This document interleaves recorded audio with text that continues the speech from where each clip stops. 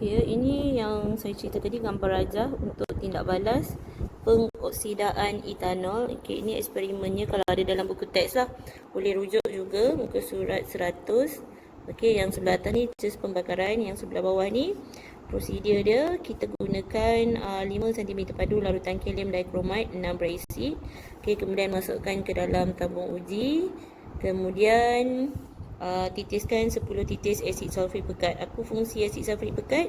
Sebagai mangkin. Okey, kemudian masukkan ke dalam tabung didih dan dengan berhati-hati sebab dia pekat. Tambahkan 3 cm padu etanol ke dalam campuran dan susun rada seperti dalam gambar rajah. Okey, ini gambar rajahnya. Okey.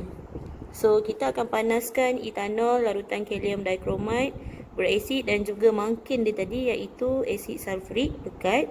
Okey, panaskan. Dalam ni warna kalium dikromid tadi saya dah bagi tahu warna dia adalah jingga. Okey, bila kita panaskan, kita akan dapatkan hasil. Ini kita panggil hasil sulingan lah, ataupun kita dah kondens kat sini. Okey, so kita akan dapat hasil sulingan dia yang berbau seperti cuka, dan bila kita uji dengan kertas limus biru tadi, dia akan tukar jadi merah. So sebenarnya ini adalah asid karboksilik. Kalau sini etanol, maksudnya asid etanoik lah. Kalau ni propanol, propanoik. Okey, so kita panaskan tabung didih tadi dengan berhati-hati hingga mendidih dan kumpulkan hasil sulingan kat ujung ni. Perhatikan perubahan warna campuran yang terbentuk dan hidu bau. Bau dia bau seperti cuka. Okey. So, perbincangan dia kata kenal pasti hasil yang terbentuk. Okey, sebab tadi saya dah kata berbau seperti cuka, jadi dia adalah asid karboksilik. Okey, ni persamaan kimia. Saya dah tunjuk tadi persamaan kimia dia. Okey, nyatakan fungsi larutan kalium dikromid 6 berasid sebagai ejen pengoksidaan. Namakan satu bahan lain yang dapat menggantikan larutan kalium dikromid. Larutan kalium manganat 7 berasid.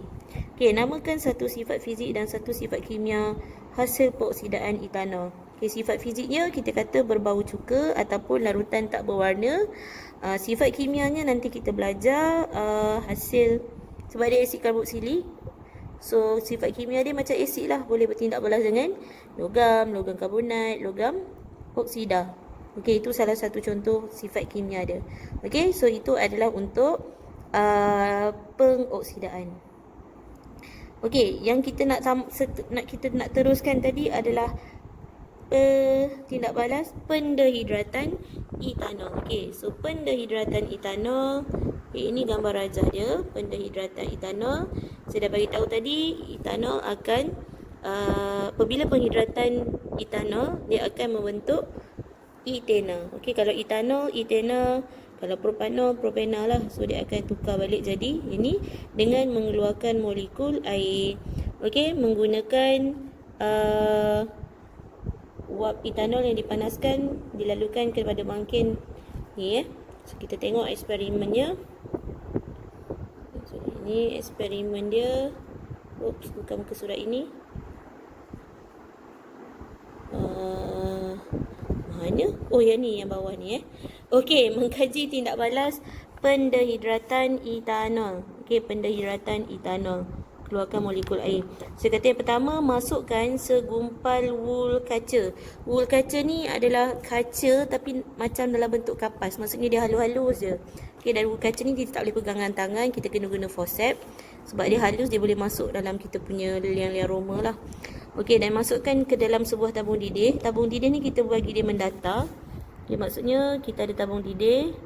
Okey, mula-mula kita masukkan wool kaca. Kita gumpalkan wool kaca dalam ni. Oops. Okey, kita masukkan.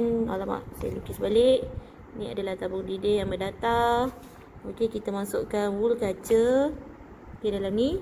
Kemudian tuang 2 cm padu etanol. Oh, maksudnya kita tak boleh daftarkan dulu, sorry.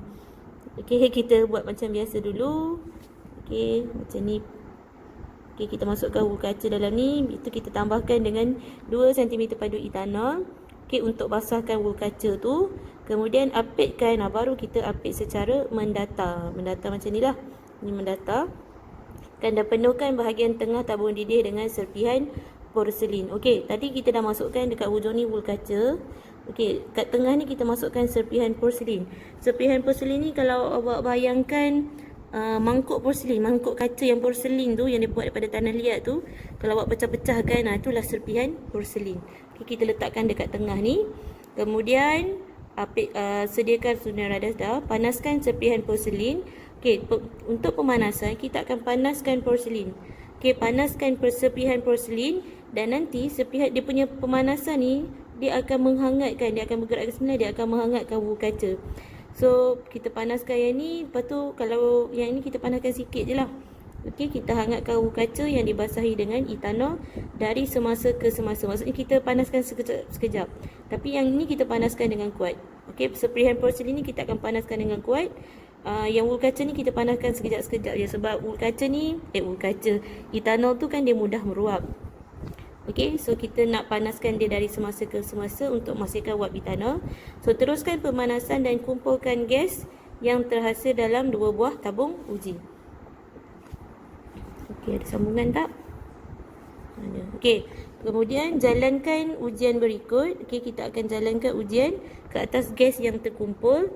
Kita dekatkan kayu uji bernyala pada mulut salah satu tabung uji berisi gas untuk menguji kebolehbakaran dia.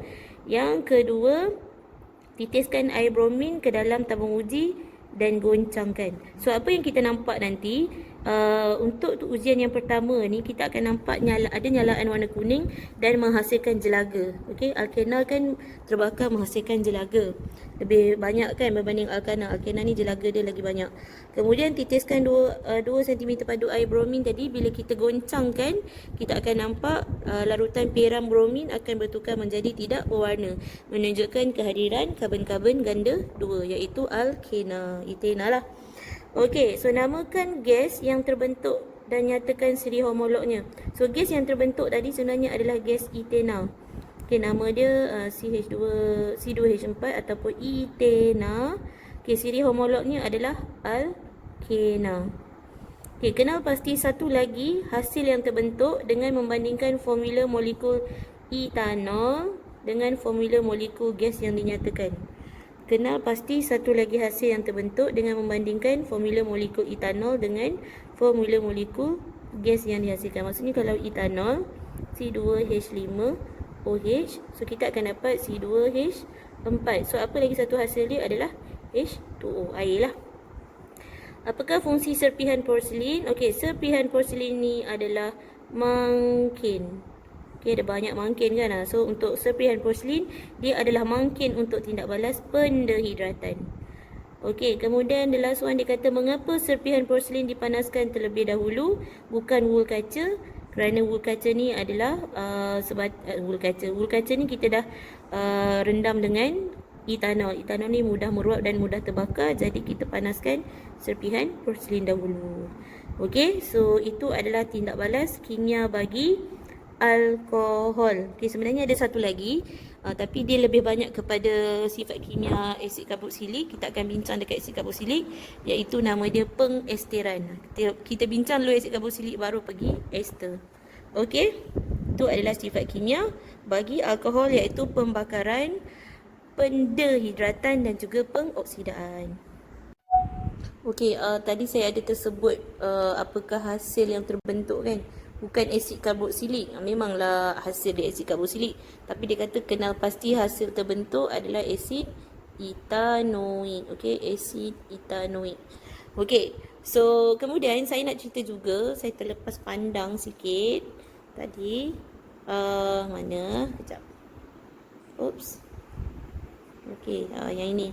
Macam mana terbentuknya molekul air daripada pendehidratan etanol. Okey, so ini adalah formula struktur bagi etanol. Kalau saya lukis semula C H H H, sebelah sini ada C H H O H. Okey, bila berlaku pendehidratan, kita panaskan. Kat sini kita panaskan. So pendehidratan, yang keluar adalah H dan OH daripada karbon yang bersebelahan. Okey, H dengan OH daripada karbon bersebelahan. Kalau tadi, kalau alkena kita tambahkan hidrogen dengan kumpulan hidroksil tu pada 2 karbon berbeza kan. Yang ada karbon-karbon ganda 2. So pendehidratan pun dia akan keluar daripada 2 karbon berbeza. So keluar ni dia dapatlah molekul H2O. Okey, jadi apa berlaku dekat sini? H, H. So dia tak cukup satu ikatan. Ini ada satu ikatan lebih, ini pun ikatan lebih. So sebab dia duduk sebelah-sebelah, dia tak boleh nampak yang sebelah tu single je. So dia pun buat double bond kat sini. Dia buat satu lagi ikatan. Jadilah etena. Okey, daripada etanol. Okey, bila kita buat tindak balas pemanasan, pendehidratan, dia akan membentuk etena dan juga air. Okey.